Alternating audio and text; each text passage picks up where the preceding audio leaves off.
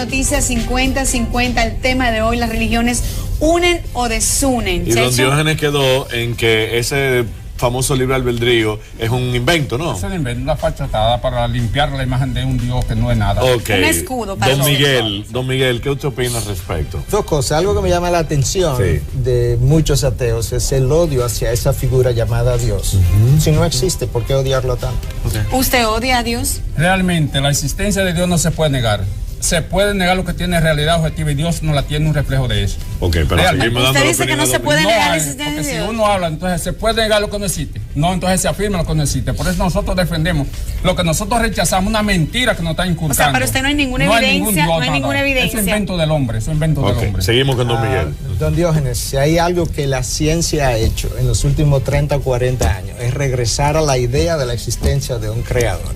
La revista Time Magazine, primera página, frontal, hace unos años atrás, publica un artículo diciendo de una manera sorprendente e inesperada: en los últimos 30 años la ciencia ha vuelto a regresar a la idea de un creador, por un concepto sumamente básico de las leyes de la termodinámica.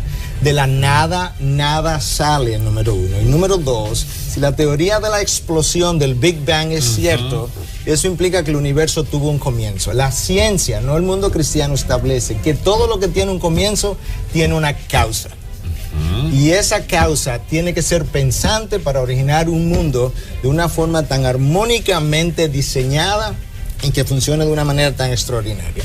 Lo que ha pasado es algo que Blaise Pascal, el gran matemático, predijo más de 100 años atrás, cuando decía: poca ciencia aleja de Dios. Eso le pasó a Darwin. Mucha ciencia nos acercará a Dios. En la medida en que yo descubro las complejidades del universo, yo llego a la conclusión, que es lo que la ciencia ha hecho, de que es imposible poder tener un universo tan fine-tuned, tan finamente armonizado, sincronizado, sin que haya una inteligencia detrás. Y de ahí entonces la nueva idea dentro de la ciencia de diseño inteligente. Nos quedamos con el hecho del libre albedrío. Una pregunta muy importante para mí. Nos quedamos con el libre albedrío. Es sobre eso. Muchas personas se han alejado en esos últimos tiempos de las religiones, han dejado de lado las congregaciones porque entienden que muchas religiones en la actualidad están condenando abiertamente a situaciones de homosexualismo, por ejemplo, etcétera, etcétera, etcétera. ¿Cuál es su opinión sobre esto? ¿Condena la iglesia a los homosexuales, por ejemplo? Yo creo que yo te puedo responder eso con mucha propiedad, porque siendo pastor... ¿Qué tiene que ver esto con el libre albedrío, me imagino? Bueno, el libre albedrío es otro asunto teológico que tenemos que discutir, pero para contestar tu pregunta, siendo pastor y viviendo en Estados Unidos, yo tenía un estudio bíblico en mi propia oficina. Soy médico también, soy infectólogo.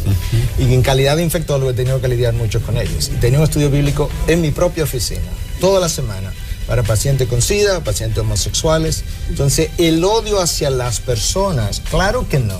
La palabra de Dios nos manda a amar aún a nuestros enemigos. Y los homosexuales no son nuestros enemigos. Ahora, el homosexual necesita lo que yo necesito arrepentimiento. Lo que el promiscuo necesita. Pero arrepentimiento, pero un homosexual, ¿arrepentimiento de qué si él no eligió ser homosexual? Ok, eso también es una farsa, honestamente. ¿En serio? Médicamente hablando. Y podemos hacer todo un programa, si tú quieres, a revisar la evidencia biológica y médica de esa farsa. O sea, es una conducta aprendida, según usted. Miles de pacientes han sido examinados. Yo te puedo traer la evidencia médica y biológica.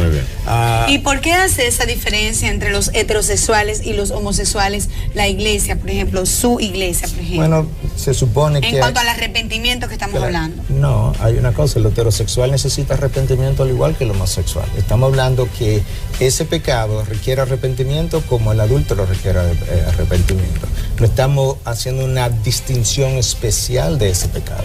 Ahora, a la luz de la biología, ponte a pensar, a la luz de la biología. Olvidémonos de Dios por un momento.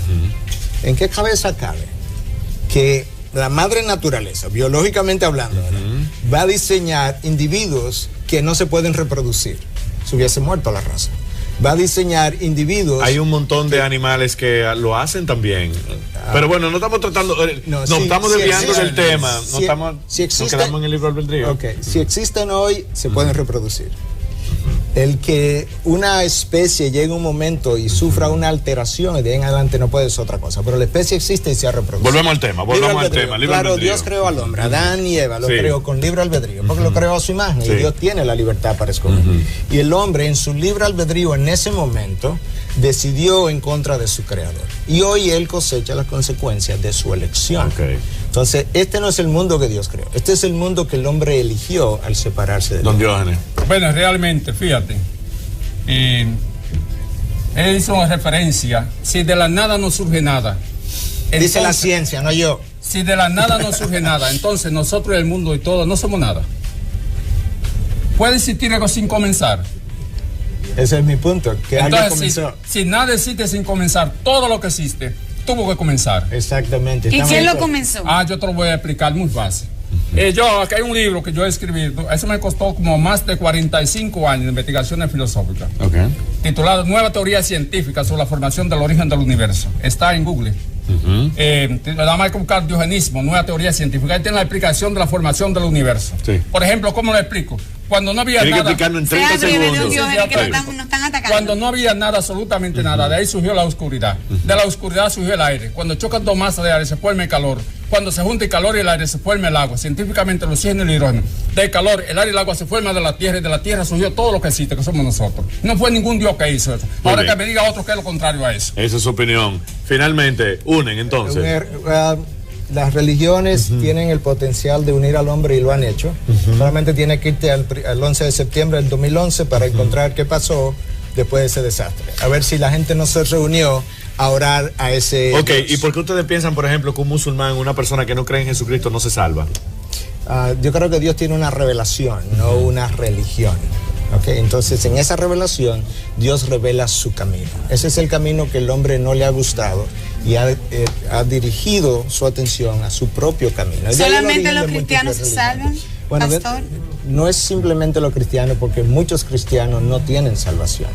Yendo a la iglesia todos los domingos, yendo a la iglesia varias veces a la semana, no es una relación con un Dios que ha enviado un Redentor.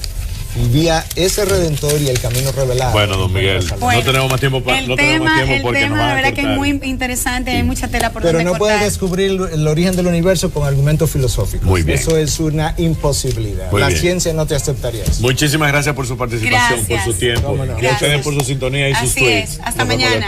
Gracias.